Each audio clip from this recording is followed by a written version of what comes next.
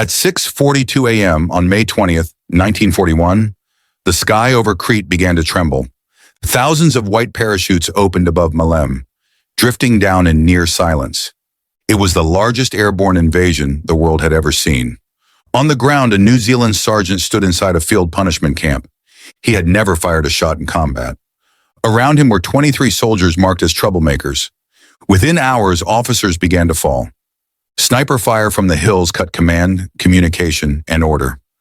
What was meant to be a withdrawal was turning into a massacre. Over the next 8 days, 33 German snipers vanished. No artillery, no airstrikes. Just one man walking straight toward the enemy. Crete, 1941. This is where the story begins. In the spring of 1941, the war in Europe entered a new phase. France had fallen. The Balkans were collapsing. Yugoslavia and mainland Greece had been broken in a matter of weeks. For Germany, the question was no longer whether victory was possible, but how fast it could be achieved. In the eastern Mediterranean lay the island of Crete, long and narrow, rugged, mountainous, and exposed. From Crete, aircraft could reach the Suez Canal, British supply lines in North Africa, and the oil routes of the Middle East. Whoever controlled the island controlled the airspace of the eastern Mediterranean. For Britain, Crete was a final shield. For Germany, it was a problem that could not be ignored. In April 1941, Adolf Hitler approved a plan that defied conventional warfare. Crete would not be taken by armor. It would not be invaded by sea. It would be seized almost entirely by airborne troops. The operation was named Operation Mercury. It would be the first time in history that an island was attacked primarily by paratroopers. The assault force consisted of Germany's elite airborne infantry, the Fallschirmjäger. Highly trained, aggressive, conditioned to fight immediately upon landing. But the plan carried a fatal weakness. German paratroopers jumped with light weapons. Heavy arms and ammunition were dropped separately in supply canisters. If the landing zones were contested quickly, the paratroopers could be destroyed before they could assemble. Hitler understood the risk. He accepted it anyway. On Crete stood approximately 42,000 Allied troops, British, Australian, and New Zealand units, many of them recently evacuated from mainland Greece. They were exhausted, poorly equipped, short of aircraft and anti-aircraft guns. The most critical position on the island was Maleme. It was the only airfield capable of sustaining large-scale transport landings. If Maleme fell, Crete would fall with it. Allied commanders knew an airborne assault was coming. What they did not know was when, where, or how concentrated it would be. They prepared for a conventional invasion. What they faced instead was men falling from the sky. At 6:42 a.m. on May 20th, 1941, the sky above Maleme shuddered. Thousands of parachutes blossomed open at once. German soldiers descended into olive groves, roads, and defensive positions. Some were killed before they hit the ground. Others were shot as they struggled free of their harnesses. Enough survived to fight. This was the largest airborne invasion in history at that moment. The battlefield had no front line, no clear direction of attack, only scattered violence and sudden death. Within hours, a pattern emerged. Officers collapsed without warning. Radio operators were shot as they activated their sets. Section leaders fell mid-gesture. There were no barrages, no sustained fire, only single shots. German sniper teams had begun to operate. They were equipped with Carabiner 98K rifles fitted with Zeiss optics. They wore splinter-pattern camouflage smocks designed to break the human outline. They did not fire often. They fired deliberately. They targeted command. By the end of the first day, Allied units around Maleme were losing cohesion, not because they were being overrun, but because leadership was being removed one man at a time. Orders stalled, movements halted. Men refused to stand upright in daylight. Post-war reports would show that between May 20th and May 22nd, New Zealand units suffered dozens of casualties from sniper fire alone. The defenders were not losing ground. They were losing structure. Crete favored the hunter. Steep hills overlooked narrow valleys. Sparse vegetation offered little concealment. Roads and tracks were fully exposed to high ground. A single sniper positioned 200 meters above a route could dominate an entire withdrawal corridor. Every movement in daylight became a calculated risk. Allied counter-sniper doctrine existed. It required time, Time to observe, time to triangulate, time to suppress. Crete offered none of it. Near Maleme stood a small, easily overlooked installation, a field punishment center. It held 23 New Zealand soldiers convicted of disciplinary offenses: fighting, drunkenness, theft. On paper, they were liabilities. The man in charge of them was a 30-year-old provost sergeant named Alfred Clive Hulme. He had never killed anyone in combat. On the morning of May 20th, Hulme watched German paratroopers descend around Maleme. He understood something immediately. If his men did not fight now, they would die as prisoners, without authorization, without paperwork, without hesitation. Hulme opened the weapons store. He issued rifles to the prisoners. It was the first rule he broke. It would not be the last. The men followed him into the fighting without protest. By midday, Hulme's improvised unit had engaged German positions multiple times, clearing pockets of paratroopers threatening the defensive line. But even as ground was retaken, the sniper fire continued. By May 21st, Hulme understood what many commanders did not yet fully grasp. German snipers were not a nuisance. They were the decisive weapon. They were dismantling the retreat before it began. Traditional counter-sniper methods worked too slowly. Each kill required hours of observation. For every sniper eliminated, more appeared. The math did not work. Time was the enemy. On May 22nd, while moving through the area near the Field Punishment Center, Hulme encountered a lone German paratrooper separated from his unit. The encounter lasted seconds. One shot. The German fell. He wore a splinter-patterned camouflage smock. Beside him lay a Carabiner 98K rifle fitted with a Zeiss scope. Standard German sniper equipment.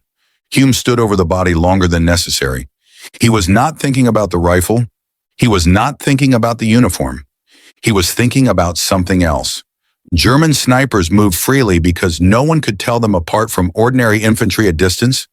What would happen if someone could? Crete was still burning. The withdrawal had not yet begun, and the snipers were still killing.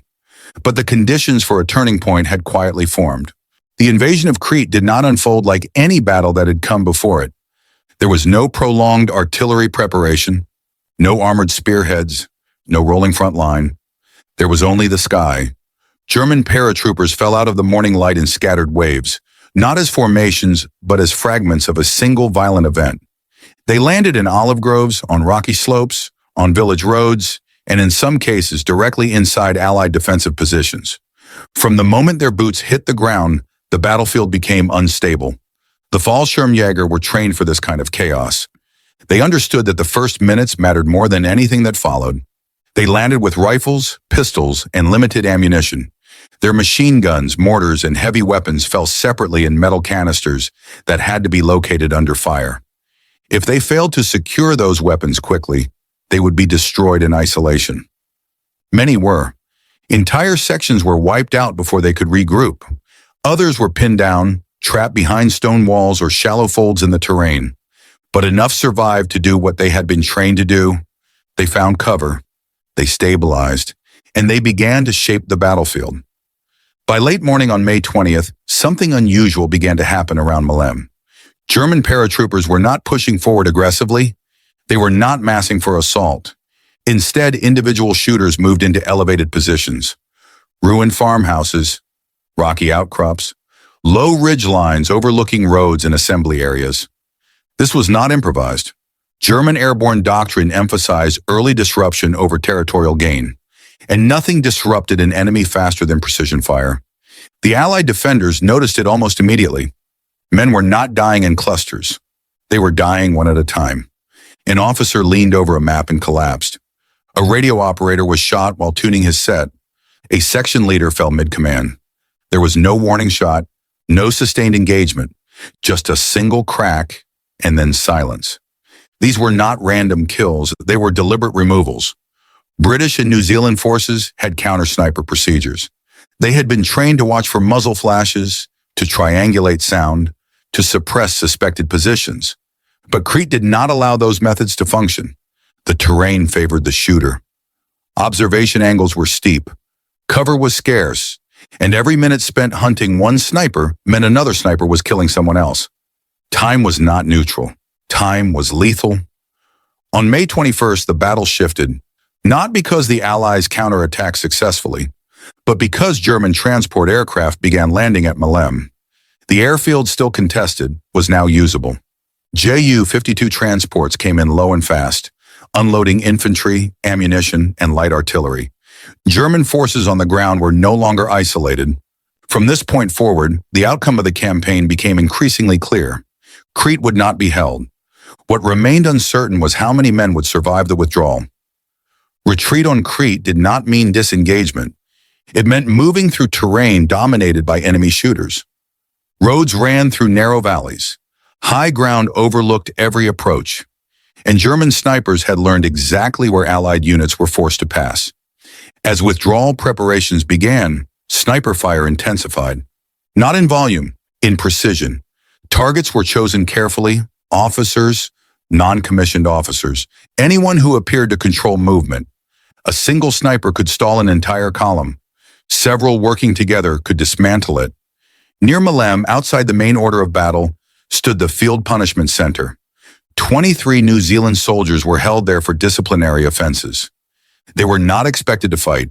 They were not part of any defensive plan. Their commander was Alfred Clive Hulme.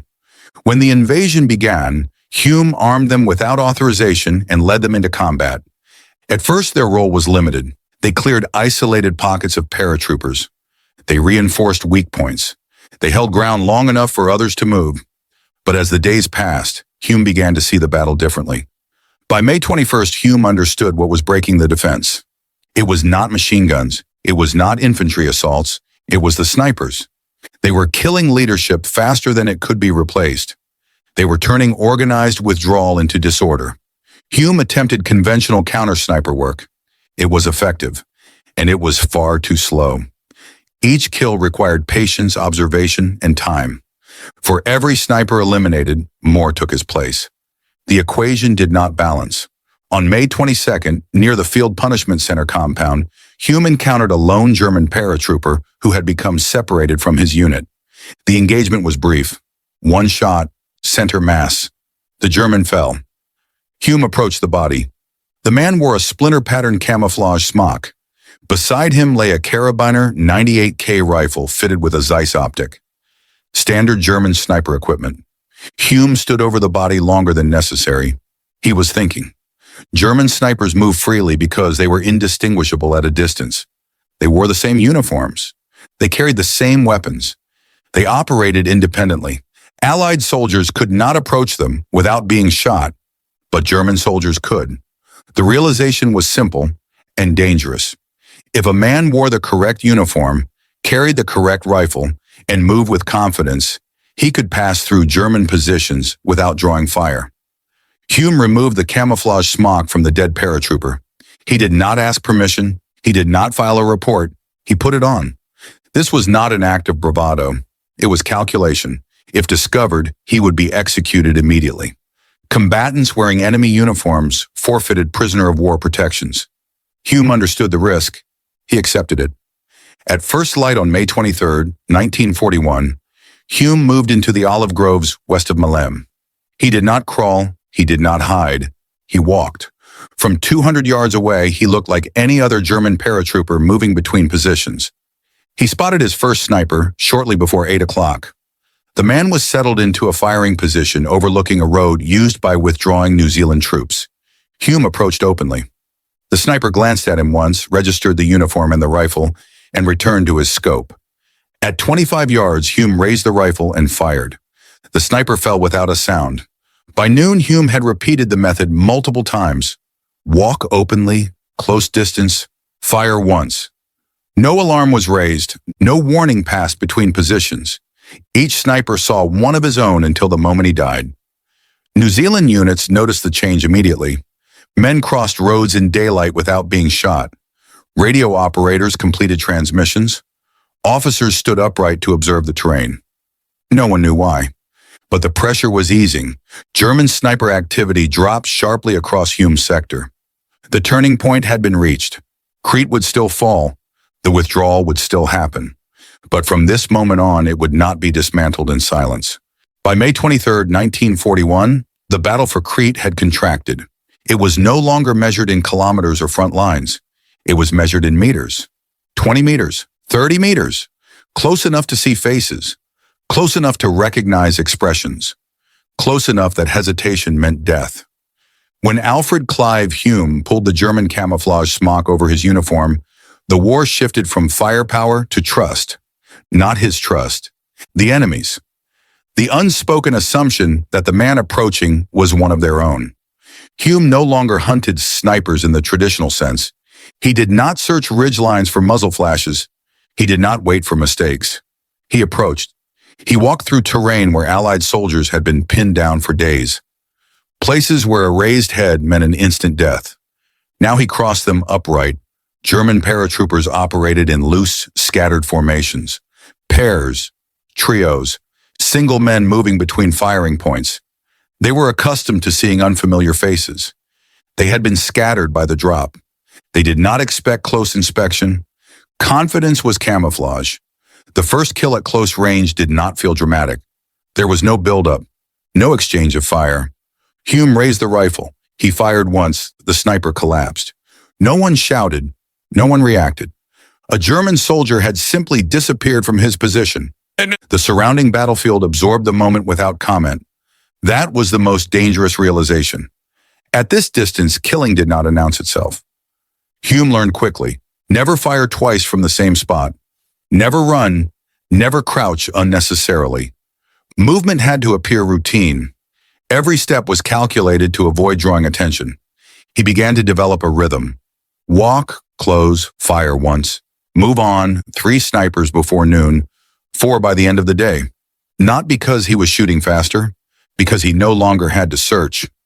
The enemy's own movement led him to his targets. By the evening of May 23rd, the effect was visible.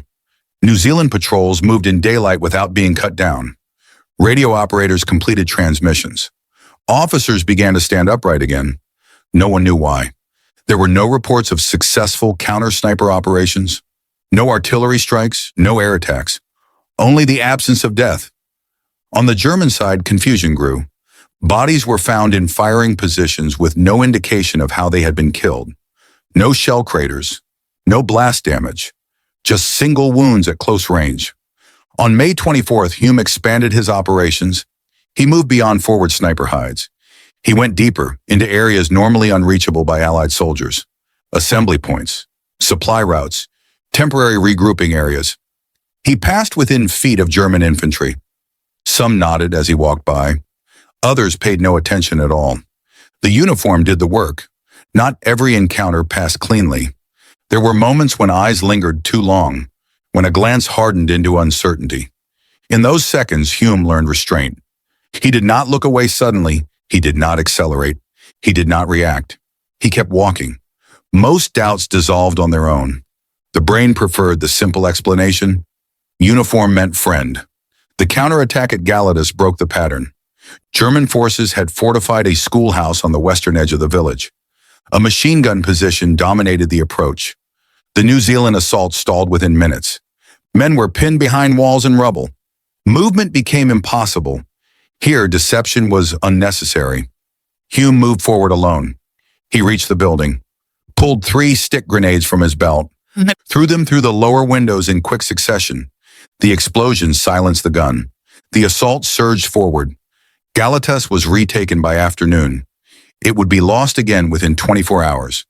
Crete did not allow victories to last. On the night of May 26th, during the withdrawal preparations, a runner found Hulme. The message was short. His younger brother Harold Hulme had been killed in action.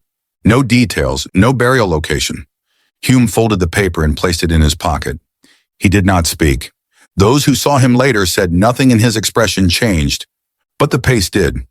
Before the message, Hulme acted out of necessity. After it, something else took hold. Not rage, not recklessness, focus. Over the next 2 days, the tempo increased. Distances closed further. Time between engagements shortened. German sniper losses accelerated. By the end of May 26th, Hulme had eliminated 19 snipers in 2 days. No doctrine explained this. Only human pressure redirected into action. Close-range killing leaves no abstraction. Each engagement involved faces, movements, Moments of realization. There was no distance to hide behind, no scope blur, no anonymity. Hume did not slow down to process any of it. To stop was to die. The war inside him grew heavier, but it did not surface. Not yet. For most of the New Zealand battalion, Hume was invisible. He was not in the line, not in the rear, not on any map. He existed between formations. Men noticed only that sniper fire had eased, that fewer stretchers were needed, that the retreat was holding together. By May 26th, the withdrawal towards Suda Bay was inevitable. German forces were pressing from multiple directions. Air superiority was absolute. The remaining Allied units had one objective: get to the evacuation beaches. Between them and the coast lay terrain perfectly suited for snipers: high ground, narrow passes, exposed roads. Hume understood what that meant. The final days were approaching. That night, Hume did not rest. He moved ahead of the retreating column, studied ridgelines, watched German movement. He memorized patterns. He knew where the next snipers would be, and he knew the cost if they were allowed to settle in. The battle for Crete was already lost, but the battle for survival was not. The war had narrowed to its most intimate scale, and the final phase was about to begin. In the early hours of May 27, 1941, the New Zealand withdrawal entered its most dangerous phase. The route towards Suda Bay was no longer a movement. It was a corridor of exposure. Narrow valleys, bare slopes, high ground overlooking every step. If German snipers reached those ridgelines first, the withdrawal would collapse into slaughter. This was not speculation, it was doctrine. Before dawn, Alfred Clive Hulme left the formation. No orders, no witnesses. He moved ahead of the battalion carrying a German rifle, a German scope, and a German camouflage smock. He carried nothing else: no support, no reserve, no exit plan. He understood the equation. If anyone could reach the high ground first, it had to be someone who could walk past German soldiers without being challenged. As daylight broke, Hume reached the slopes overlooking the withdrawal route. German snipers were already moving into position. They were calm, methodical, certain. Hume watched them settle in. He waited until the first rifle was braced, until the scope aligned. Then he fired. The sniper fell backward down the rocks. Hume moved immediately. Never stay where the shot was fired. Between first light and mid-morning, Hume eliminated multiple snipers along the ridgelines, from different angles, different elevations, different distances. Below him, the New Zealand rear guard began to move faster. Men crossed open ground without dropping. Officers issued commands without being cut down. Nothing dramatic happened, and that was the point. At approximately 10:40 a.m., Hume spotted a group of 5 German snipers establishing a position overlooking the battalion's exposed left flank. It was a perfect killing ground. If they completed their setup, the withdrawal would be torn apart. Hume did not attempt to flank them. He walked directly toward them. From 400 yards away, they saw him coming. One waved, another shouted something casual. At 40 yards, one of the Germans stood and walked toward him, smiling, speaking conversationally. Hume raised the rifle and fired. The man dropped. For half a second, the remaining 4 froze. The moment violated every assumption they had. One of their own had just killed one of their own. Hume fired again, then again, then again. The 5th man managed to fire a single shot before Hume's final round struck him down. The position fell silent. Hume searched the dead. They carried ammunition, signal flares, field glasses, and written orders. The documents showed detailed knowledge of New Zealand movements, timings, and withdrawal routes. German intelligence knew exactly where to strike, and they had been stopped minutes before it mattered. By late afternoon on May 27th, Hume's confirmed count reached 19 snipers in a single day. It was not a statistic anyone recorded at the time. It was simply the absence of deaths. The withdrawal held. Before dawn on May 28th, the battalion began moving towards Stylos. Ahead lay a ridge that controlled the road completely. Hume reached it first. What he found there was worse than snipers. A German heavy mortar team was setting up on the military crest of the hill. 4 men. A Granatwerfer 34, 60 rounds stacked beside it. The weapon was already aligned with the withdrawal route. From this position, the mortar could devastate the column in minutes. Hume was 800 yards away. Too far to shoot accurately. Too little time to report and wait.